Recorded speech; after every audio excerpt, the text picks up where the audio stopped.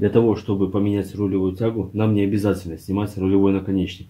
Помещаем корректором контрагайку, после этого приоткручиваем ее, потом саму рулевую тягу выкручиваем из рулевого наконечника, после этого снимаем пыльник и выкручиваем саму тягу.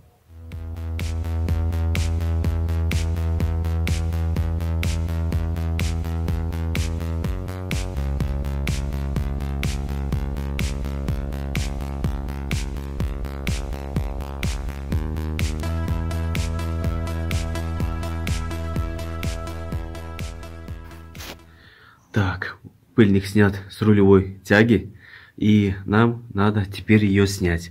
Есть два способа снятия.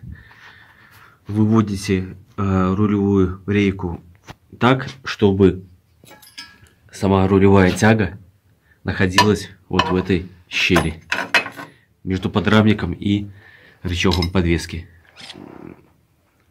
И берете ключик на 32.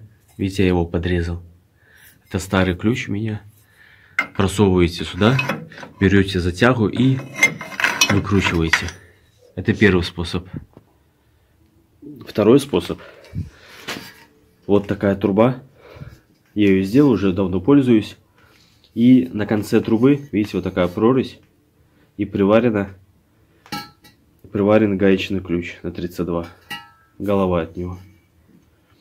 То есть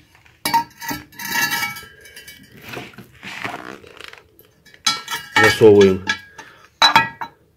Это новое, чтобы там неудобно было, чтобы более понятно. Засовываем в трубу, находим шлицы, шлицевое соединение и накидываем вот таким образом.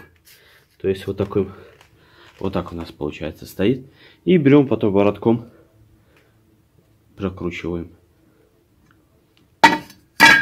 Это второй способ, как можно снять. Но если нет у вас такой трубы, приспособы, можно просто ключом открутить.